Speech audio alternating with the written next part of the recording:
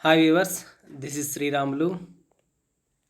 So today's topic is important for the exam point of view. Ionic crystals. The ionic bond is developed between the two different atoms in which one atom has a low ionization energy while other atom has high electron affinity. So first, what is the ionization energy?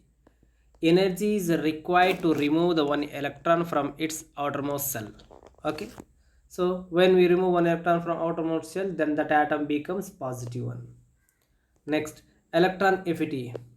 Amount of energy is released when at one electron is added to its outermost cell. Okay, so one electron we are adding means that becomes a negative one. So like this negative ions are having the high electron affinity, and the positive ions are having ionization energy. To make the atoms into positive one, that is ionization energy. To make the atom into negative one, that is electron affinity. Simple.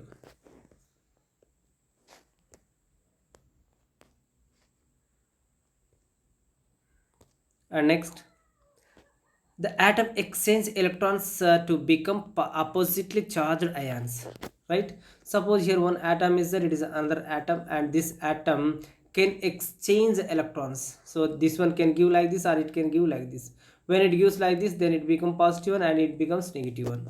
So that means it is charged and it is also charged, but these two are oppositely charged ions. Okay, and consequently develop a strong attractive electrostatic force of attraction between the related atoms. Okay, when it is becomes a positive ion and it is a negative ion, then positive negative, what happens, attraction will present, that is a that can build or build or attraction forces can be developed between these two things. This results the formation of ionic bond, that is the, so because of that attraction force only the molecule ions can form ionic bond. So here one example is given. See, consider the formation of ionic bond in NaCl. The electronic configuration of NaCl is electronic configuration of sodium atom is 281. What is the meaning of 281? Suppose it is a what neutral state sodium atom. Okay, so in the first cell 2 electrons are there, second cell 8 electrons, and third cell containing 1 electron only. So that is its configuration. So it has 1 electron in its valence cell, so it is the last one is in valence cell. The electronic configuration of chlorine is 287. Same thing, if it is a chlorine atom, so one cell, second cell, third cell. First cell, see, first cell contains 2 electrons, second cell containing 8 electrons, and third cell containing 7 electrons. So last cell is valence cell. So it has 7 valence electrons. Valence electron means electron which is present in the valence cell. To attain a stable configuration, sodium atom is ready to lose 1 electron while chlorine atom is ready to accept 1 electron. Okay, to attain stable configuration means last cell must has 8 electrons. Okay, that is stable configuration.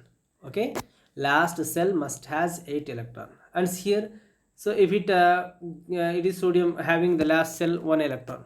Okay, if it gives 1 electron, then this cell cannot present, so last cell is this second cell and containing 8 electrons. Then if it accept this electron chlorine, now already last cell 7 electrons are there, and this 1 electron, totally 8 electrons, so last cell is 8 electron, like this.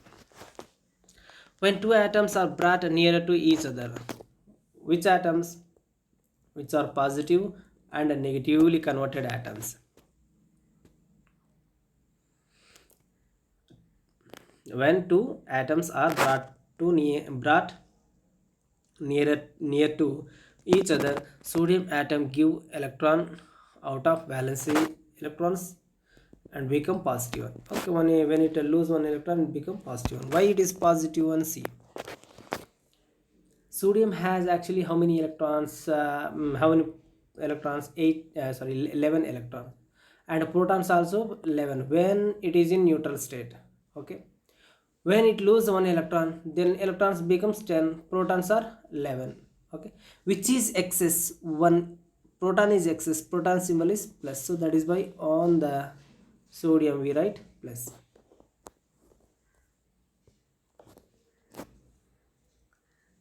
Hmm. Becomes positive, while the chlorine atom gains means accept one electron and becomes negative. Okay, see here. Hmm. Chlorine, already chlorine, how many chlorine? 17 protons are there at the beginning, and the 17 protons, 17 electrons. So when it receives one electron from the sodium, this 17 electron becomes 18 electrons, which is excess. 17 proton excess or 18 electrons excess? So 18 electrons, how many electron excess? One electron. Electron is negative one, so that is why on chlorine we write B show minus. The two ions attract each other with a Coulombic force, which results in the formation of ionic bond. The crystals so formed are known as ionic crystals. Okay, so crystals which are formed by the ionic bond, those are called ionic crystals. So like this. Okay, two ions attract each other with what force? Coulombic forces. So next, characteristics. Characteristics also important to us. The ionic crystal have following characteristics.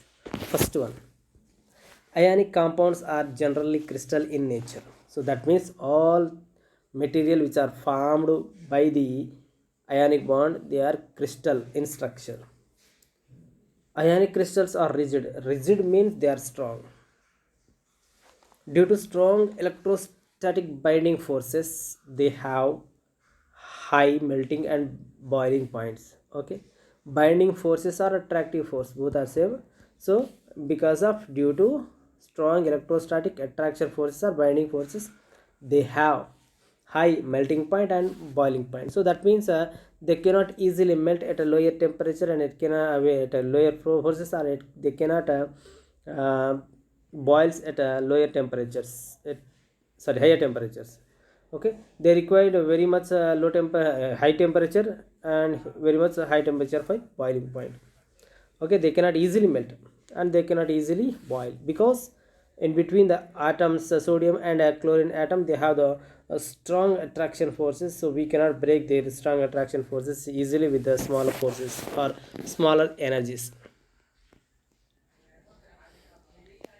They are highly soluble in solvent. Solvent means like a water. So they are easily melt inside in they are easily becomes a convert soluble in like water. And liquid ammonia, in liquid ammonia also they can easily soluble, they can easily mix. And insoluble in non-polar solvent. Non-polar solvent are benzene and carbon tetrachloride. These are the non-polar solvent. Benzene and tetra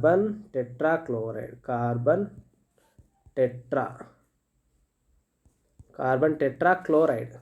Okay, right, carbon tetrachloride. These are the non-polar solvent. They are generally non-conductor. Why? Because no free electrons present. That is why they are non-conductor of electricity. Non-conductor of electricity. But when they melts, then a solution conduct electricity. Okay, we are in when they are in solid state, they do not conduct. Means no current flows through them.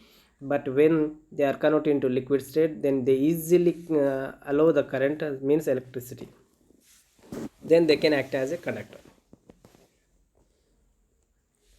They are transparent for all frequencies. Okay, so they easily, we can see object from one side, from let it is a crystals which belongs to the ionic bond, and outside there is one object, we can see this object through this, that much of transparent it is.